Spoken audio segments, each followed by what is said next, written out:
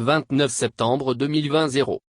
À moins d'un mois de l'élection présidentielle, les frontières entre la Guinée et le Sénégal ont été fermées.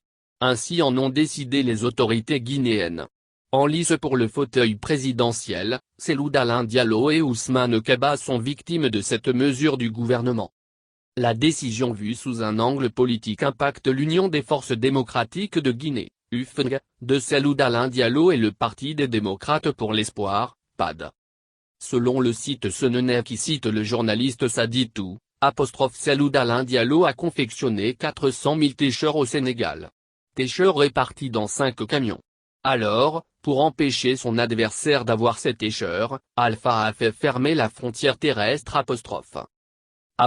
Tout le dispositif technique de campagne de Cellou Dalein en provenance du Sénégal est bloqué depuis 48 heures. Précise le média. Le PAD, l'autre victime, a aussi son matériel électoral bloqué au pays de la Teranga. Il dit avoir investi plus de 2 milliards l'acquisition de toutes sortes de gadgets pour la campagne à Dakar. Le DR Ousmane Kaba a commandé des técheurs et d'autres matériels à Dakar pour la campagne électorale. Il y a plus de 100 000 técheurs, des gadgets, des parapluies qui sont bloqués au niveau de la frontière entre la Guinée et le Sénégal.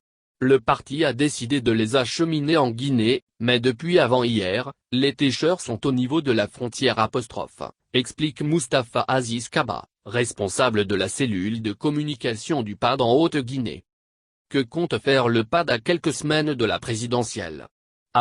Nous négocions avec les autorités au niveau de la frontière pour qu'on puisse nous laisser faire rentrer le matériel électoral.